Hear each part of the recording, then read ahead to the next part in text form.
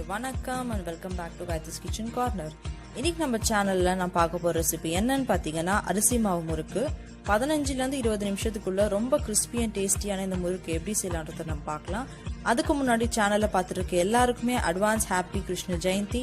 And இது வரைக்கும் நம்ம சேனலுக்கு சப்ஸ்கிரைப் பண்ணாம இருந்தீங்கன்னா மறக்காம சப்ஸ்கிரைப் பண்ணிடுங்க. உங்களுக்கு இந்த ரெசிபி பிடிச்சிருந்தா ஒரு லைக் பட்டன் பிரஸ் பண்ணுங்க. அதே சமயத்துல உங்க ஃப்ரெண்ட்ஸ்க்கும் நீங்க ஷேர் பண்ணுங்க.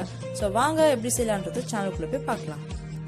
ஒரு பேன் எடுத்துக்கோங்க. அதில் 1 கப் உளுத்தம்பருப்பு சேர்த்துடலாம். உளுத்தம்பருப்பு 2 நிமிஷத்துக்கு ரொம்ப மீடியம் ஃப்ளேமில் லைட்டாக கோல்டன் ப்ரௌன் ஆற வரைக்கும் நம்ம வறுத்து எடுத்தாலே போதும். நீங்கள் ஹை ஃப்ளேமில் போட்டிங்கன்னா கருகிடும். அது கருகக்கூடாது, அந்த அளவுக்கு நீங்கள் பார்த்துக்கோங்க. இப்போ ஒரு பிளேட்டில் இது நல்லா ஆற வச்சு பவுடர் பண்ணி எடுத்துக்கலாம். ஃபர்ஸ்ட் பவுல் எடுத்துக்கலாம். அதில் நம்ம வறுத்து அரைச்சி எடுத்துருக்கிற உளுத்தம்பருப்பு 1 கப் சேர்க்க போகிறோம். ஏன் முதல்ல உளுத்தம்பருப்புன்னு பார்த்தீங்கன்னா கொஞ்சம் அரைப்படாமல் இருக்கும். அதை முதல்ல ஜெலிச்சு எடுத்துடணும். நல்லா ஜெலிச்சு எடுத்துடலாம்.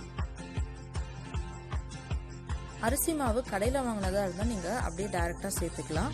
வீட்டில் பண்ண அரிசி மாவாக இருந்தால் ஒரு 2 நிமிஷத்துக்கு வெறும் பேனில் லைட்டாக அதை லோ ஃப்ளேமில் வச்சு ஃப்ரை பண்ணி எடுத்துக்கோங்க. ஏன்னா வீட்டில் பண்ணதாக இருந்தால் கொஞ்சம் ஈரத்தன்மை இருக்கும். அதனால அப்போ தான் முறுக்கும் நமக்கு கரெக்டாக நல்லா கிறிஸ்பியாக. கப் அளவில் உளுத்தம்பருப்பு எடுத்தீங்களோ அதே அளவில் 2 கப் அரிசி மாவு சேர்த்துக்கலாம். இது நமக்கு 20லேருந்து 25 மீடியம் சைஸ் முறுக்கோட அளவு. இப்போ 1 டீஸ்பூன் கருப்பு எள்ளு, 1/4 டீஸ்பூன் ஓமம், 1 டீஸ்பூன் உப்பு, 1/4 டீஸ்பூன் பெருங்காயத்தூள், 3 ஸ்பூன் அளவு நார்மல் ரீஃபைண்ட் ஆயில் சேர்த்துக்கலாம். அப்படி இல்லைன்னா நெய், அப்படி இல்லைன்னா நீங்கள் பட்டர் கூட ஆப்ஷனில் யூஸ் பண்ணிக்கோங்க. இப்போது நல்ல சூடான தண்ணியை கொஞ்சம் கொஞ்சமாக சப்பாத்தி மாவு மாதிரி நம்ம பிசைஞ்சிக்கலாம். போட்டு நீங்கள் எடுத்தோன்னே நிறைய தண்ணி சேர்த்துறாதீங்க. கொஞ்சம் கொஞ்சமாக சேர்த்து பொறுமையாக பண்ணுங்கள். தண்ணி சூடாக இருந்தால் தான் மாவு நமக்கு நல்லா சாஃப்டாக கிடைக்கும்.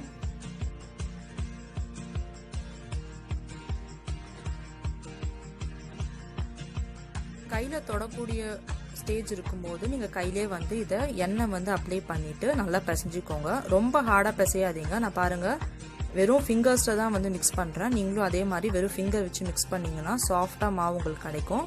அதனால் ரொம்ப ப்ரெஷர் பண்ணாதீங்க. இப்போ பார்த்தீங்கன்னா மாவு நல்லா சாஃப்டாக இருக்கணும். அந்த ஸ்டேஜில் வச்சு பிளேட் போட்டு மூடிடுங்க. இப்போது முறுக்கச்சு எடுத்துக்கோங்க. உங்கள் வீட்டில் எந்த ஷேப்பில் இருந்தாலும் பரவாயில்ல. அதில் 2 சைடுமே ஃபுல்லாக எண்ணெய் அப்ளை பண்ணிடலாம். அப்போ தான் மாவு நமக்கு ஒட்டாமல் புழியும் போது ஈஸியாக இருக்கும். நான் ஸ்டார் அச்சு எடுத்திருக்கேன். தம்ப்நெயிலில் பார்த்த மாதிரி அதே ஷேப்பில் வேணும்னு நினச்சிங்கன்னா நீங்கள் இந்த அச்சை யூஸ் பண்ணிக்கோங்க.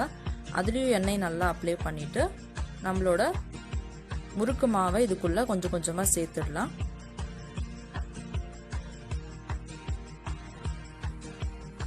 இப்போது கரண்டி எடுத்துக்கோங்க. அதில் எண்ணெய் அப்ளை பண்ணிடலாம். இந்த மாதிரி முறுக்கை பொறுமையாக புழிஞ்சு எடுக்கணும்.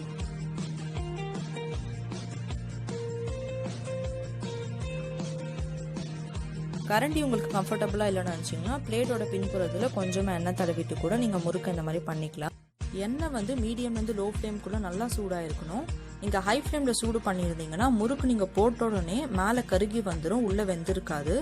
உங்களுக்கு முறுக்கு நல்லா வெள்ளை கலர்லேயே கிறிஸ்பியாக வேணும்னா 2லேருந்து 3 நிமிஷம் லோ ஃப்ளேமில் வச்சு ஃப்ரை பண்ணி எடுத்தால் வரும். ஒரு 4லேருந்து 5 நிமிஷம் லோ ஃப்ளேமில் இந்த மாதிரி ஃப்ரை பண்ணி எடுத்தீங்கனாலே போதும். உங்களுக்கு கிறிஸ்பியான முறுக்கு இதே மாதிரி சூப்பராக ரெடி ஆகிடும்.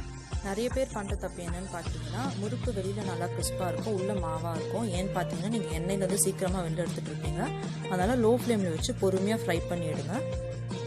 பார்க்குற எல்லாருக்குமே இந்த ரெசிபி யூஸ்ஃபுல்லாக இருந்திருக்கும்னு நினைக்கிறேன். அப்படி நீங்களும் நினச்சிங்கன்னா கண்டிப்பாக ட்ரை பண்ணிவிட்டு உங்களோட கமெண்ட்ஸ் எனக்கு சொல்லுங்கள். And thank you so much for வாட்சிங் எவ்ரி ஒன்.